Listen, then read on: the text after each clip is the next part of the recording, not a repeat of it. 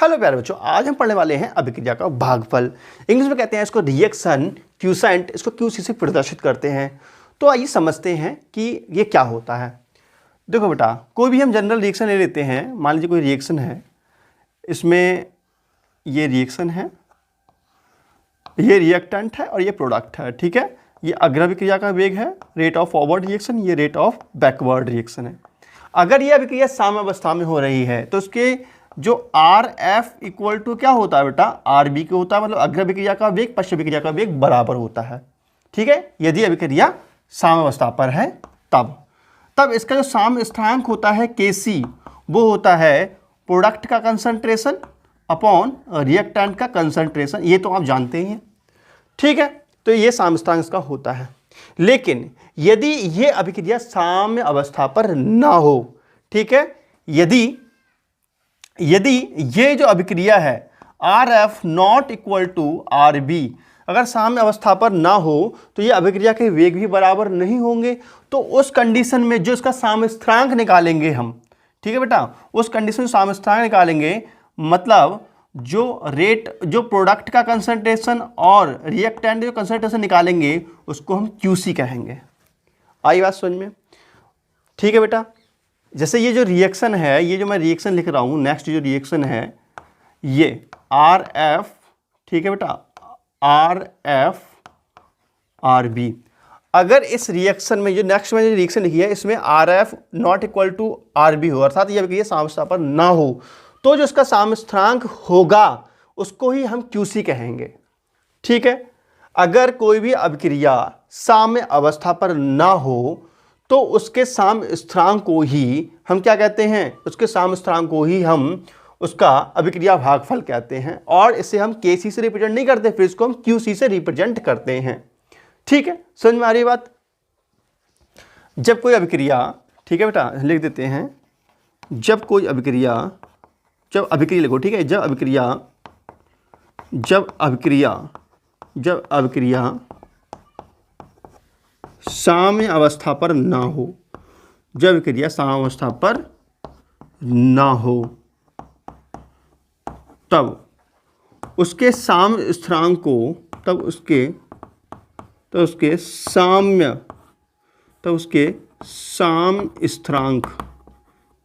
साम्य स्थिरांक को ही अभिक्रिया भागफल कहते हैं। बेटा क्या कहते हैं? अभिक्रिया भागफल कहते हैं। ठीक है, अभिक्रिया भागफल कहते हैं। और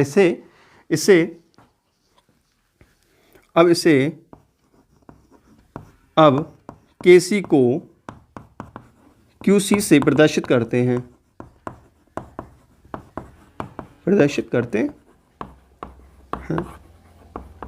बात समझ में आई बेटा?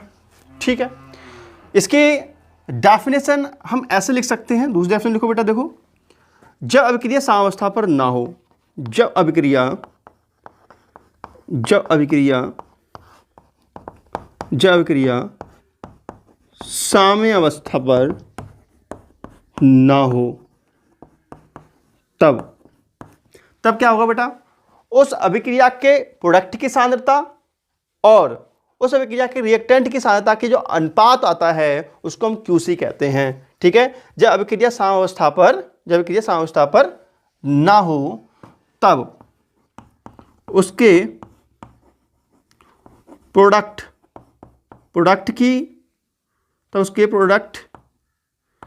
की मोलर सांद्रता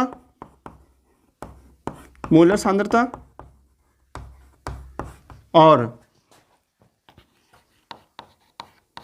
उसके उत्पाद, ठीक है, और उसके रिएक्टेंट बेटा, ठीक है, अभिकारक और उसके अभिकारकों, तो उसके अभिकारक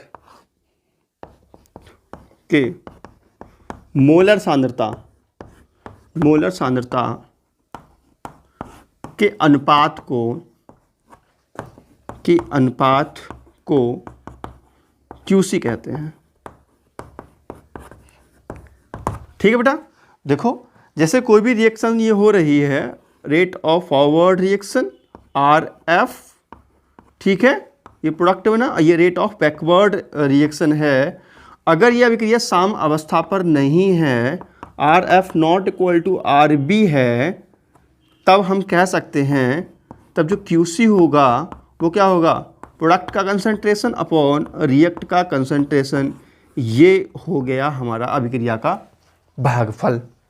ठीक है, तो जो QC है वो हमेशा KC बनना चाहता है, QC हमेशा KC बनना चाहता है। तो QC जो बेटा QC है वो KC कब बन जाएगा, जब अभिक्रिया साम्य अवस्था पर हो। मतलब ये QC जो है KC, ये QC KC कब कहलाएगा, ये QC KC तब कहलाएगा जब अभिक्रिया कैसी हो, साम्य अवस्था पर हो, अर्थात अग्र अभिक्रिया का वेग पश्च अभिक्रिया के वेग के बराबर हो। ठीक है, ऐसे कह सकते हैं, या हम कह सकते हैं जब देखो बेटा साम्यावस्था क्या होती है, जब अग्र अभिक्रिया का वेग पश्च अभिक्रिया वेग के बराबर होता है तब इस अवस्था को हम साम्यावस्था कहते हैं। या हमें कैसे कह सकते हैं कि जब रिएक्टेंट की कंसंट्रेशन और प्रोडक्ट की कंसंट्रेशन इक्वल होती है, बराबर होती है, तब इसको हम साम्य स्थिरांक कहते हैं। ठीक है, तो जो QC है, ये जो QC है ये हमेशा KC बनना चाहता है। क्या होता है बेटा, KC बनना चाहता है। तो इसके लिए क्या होना चाहिए, इसके लिए या तो RF इक्वल टू RB के हो जाए, तब हम QC को KC कह सकते हैं, या हम कह सकते हैं प्रोडक्ट का कंसंट्रेशन जो है वो रिएक्टेंट के कंसंट्रेशन के बराबर होता है, तो हम QC को KC कह सकते हैं। इन कंडीशंस पे कह सकते हैं, अन्यथा नहीं कह सकते। आ रही बात समझ में? तो एक लाइन लिख सकते हैं हम, QC हमेशा अपने आप को, QC हमेशा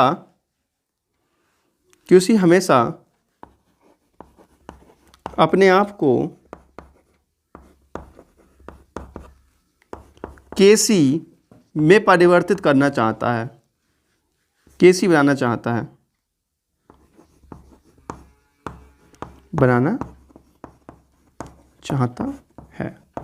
ठीक है। और एक समय ऐसा आता है कि वो QC जो है KC में चेंज हो ही जाता है, क्योंकि जब समय बीतता है ना, जब समय बीतता है तो अभिक्रिया के वेग कभी ना कभी बराबर हो ही जाते हैं, और जब बराबर होता है तो उस QC को ही हम KC कहते हैं।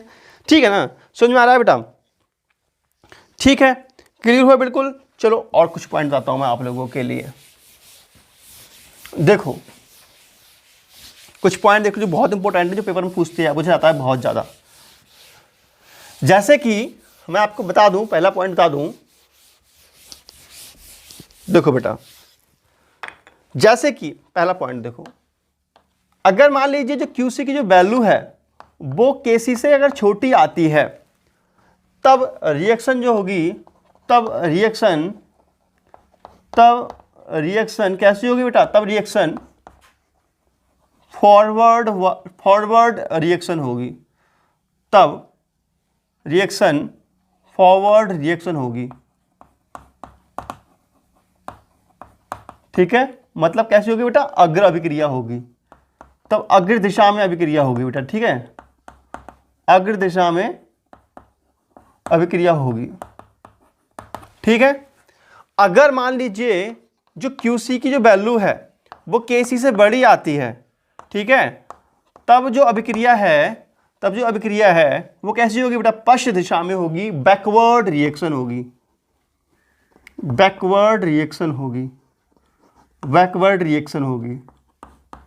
ठीक है, मतलब अभिक्रिया कैसी होगी बेटा, पश्च दिशा में होगी। मैं आपको ये समझा रहा हूँ, ठीक है। अगर कहीं पर भी, अगर मान लीजिए आपके क्वेश्चन में QC इक्वल टू KC आता है, किसी क्वेश्चन में QC इक्वल टू KC आता है, तब जो रिएक्शन जो होती है बेटा, तब अग्र अभिक्रिया का वेग और पश्च अभिक्रिया का वेग बराबर होता है, तब ये कंडीशन हो सकती है, आपको बताया था मैंने आपको। तब हम कह सकते हैं तब अभिक्रिया जो है साम्य अवस्था में होगी। ठीक है, तब अभिक्रिया कैसी होगी बेटा, तब अभिक्रिया साम्य अवस्था में होगी, तो अभिक्रिया साम्य अवस्था में होगी। समझ में आया आपको? तो प्यारे बच्चों, ये था QC और KC का माहौल।